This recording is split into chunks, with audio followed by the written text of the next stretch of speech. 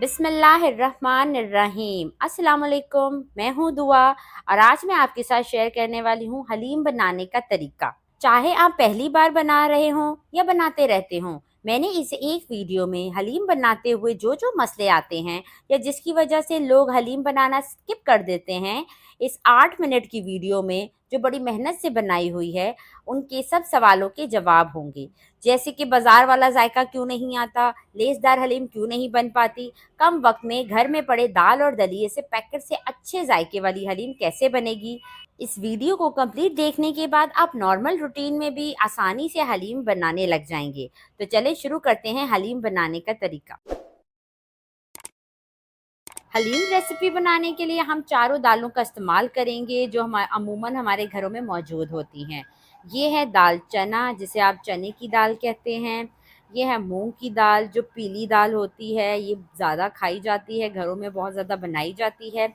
ये है मसूर की दाल, जो थोड़े से गहरे कलर की होती है। और ये है दाल माश, जिसे आप माश की दाल कहते हैं।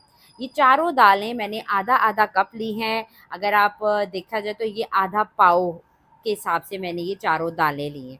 ठीक हो गया। और ये मैंने इस कप से इनको मैंने मेजर किया है। अब मैंने ये लिया है गंदुम का दलिया। अगर आप चाहें तो साबुत गंदुम भी ले सकते हैं। दलिया मैंने आधा कप लिया है और अब मैंने ये लिए हैं आधा कप चावल। अगर आपके पास जौ का दलिया है तो आप वो भी ले सकते हैं। उस जौ के दलिए से ये जो हलीम है बहुत ही लेसदार बनती है, लेकिन अगर आपके पास नहीं है तो आप इन चावलों का भी इस्तेमाल कर सकते हैं। और क्योंकि जौ का दलिया आम दुकानों पे आसानी से नहीं मिलता, इसलिए मैंने यहाँ पे चावल इस्तेमाल किए हैं। इन सब का वज़न अगर टोटल किया जाए तो 3 पाव के करीब ये सारी चीज़ें मिला के बनती हैं। अब इन दाल, दलिए और चावलों को आपने एक बाउल में डालना है और इन्हें अच्छे से धोना है 3 से 4 पानी से, और फिर इन्हें 6 से 7 घंटे के लिए पानी में भिगो के रख देना है। उसके बाद 7 घंटे के बाद आपने इसे प्रेशर कुकर में डालना है पानी समेत, और फिर इसे मीडियम फ्लेम पे तकरीबन आधे घंटे के लिए आपने इसे बॉयल करना है। मैंने इन्हें पहले से बॉयल करके फ्रिज में रख दिया था, तो इसकी कुछ ऐसी कंडीशन हो जाती है बॉयल करने के बाद। तो ये आप देख सकते हैं ये बिल्कुल बॉयल है। अब मैं इसे ब्लेंडर में डाल के इसे ब्लेंड कर लूँगी। हमने इसे कंप्लीटली ब्लेंड नहीं करना है, थोड़ा दाने-दाने इसमें होने चाहिए। तो अब इसका कोरमा तैयार कर लेते हैं। अब एक कुकर ले लेते हैं और इसमें हाफ़ कप कुकिंग ऑयल डाल देते हैं। आप अगर चाहें तो इसमें घी का भी इस्तेमाल कर सकते हैं। ये 4 मीडियम साइज़ के प्याज़ हैं, ये मैंने काट लिए थे, ये इसमें डाल देते हैं और इन्हें गोल्डन ब्राउन कर लेते हैं। अगर आपने दाल दलिया बॉयल करके रखा हो तो हलीम बनाना बहुत ही आसान है। तो अब आप ये देख सकते हैं कि ये गोल्डन ब्राउन हो गए हैं। अब इसमें एक तेज़पत्ता डाल देते हैं और 1 टीस्पून इसमें डाल देते हैं ज़ीरा, और इसको 10 से 15 सेकंड के लिए हल्का-सा फ्राई करेंगे, ताकि इसमें ज़ीरे का भी अच्छा-सा टेस्ट आ जाए। और ये मैंने 1 केजी बीफ लिया है, ये बोनलेस है, लेकिन इसमें मैंने 3 से 4 जो हैं वो हड्डियाँ भी रखी हैं, क्योंकि टेस्ट जो है वो हड्डियों से ही आता है। तो ये मैंने अच्छे से धो के इसका पानी स्ट्रेन कर लिया था, ये इसमें डाल देते हैं। और इस गोश्त को हमने तकरीबन 20 से 25 मिनट तक भूनना है, और साथ-साथ हम इसमें चीज़ें डालते जाएँगे और इसे अच्छी मीडियम फ्लेम पे भूनते जाएँगे। वीडियो को एंड तक देखिएगा, क्योंकि छोटे-छोटे स्टेप्स होते हैं, अगर वो मिस हो जाएँ तो फिर जो डिश है उसका वो टेक्सचर नहीं आता और ना ही वो जायका आता है। अब इसमें 2 टेबलस्पून अदरक लहसुन का पेस्ट और 1 टेबलस्पून इसमें हरी मिर्चों का पेस्ट डाल के इसे 15 से 20 सेकंड तक फ्राई करेंगे।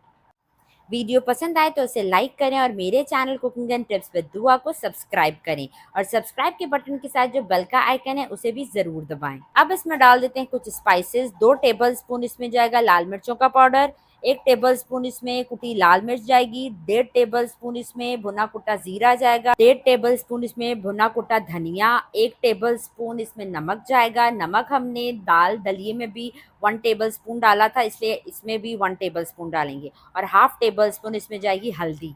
ये सारे मसाले इसमें डाल देते हैं और फिर इसे अच्छे से मसालों के साथ हमने भूनना है। गोश्त को भूनते हुए 10 मिनट हो चुके हैं और अब ये स्पाइसेस डालने के बाद इसे 10 मिनट मज़ीद और इसे भूनेंगे ताकि मसालों का जो कच्चापन है वो दूर हो जाए और ये अच्छे से कुक हो जाए। 1 कप दही डाल देते हैं। अगर आपके पास टमाटर हैं तो आप टमाटर भी इसमें डाल सकते हैं, लेकिन आजकल टमाटर की जो प्राइस है वो आसमानों को छू रही है, तो इसलिए मैंने इसमें दही डाला है। लेकिन अगर आप चाहें तो टमाटर भी इसमें डाल सकते हैं। बहुत ही मज़ेदार खुशबूदार ये कोरमा तैयार हो रहा है। अब हम इसमें 4 ग्लास पानी डाल देंगे। 4 ग्लास के हिसाब से 1 लीटर इसमें हम पानी डाल देंगे। कुकर को कवर करेंगे, वेट लगाएंगे और मीडियम फ्लेम पे इसे 30 मिनट तक हमने कवर करके इस गोश्त को हमने गलाना है।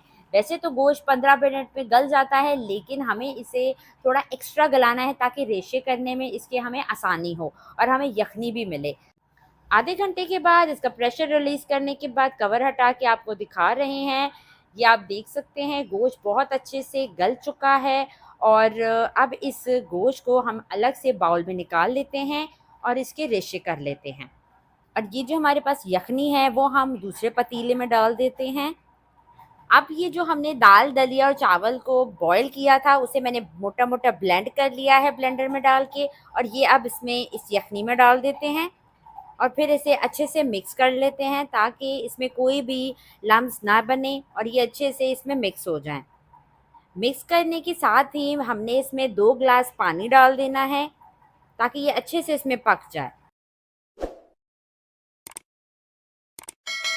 अब हम इसे दरमियानी आंच पे तकरीबन 15 मिनट तक पकाएंगे और 15 मिनट के बाद हम इसमें डाल देते हैं 1.5 टीस्पून कश्मीरी लाल मिर्च। ये तीखी नहीं होती हैं ज़्यादा, ये हम कलर के लिए डालते हैं।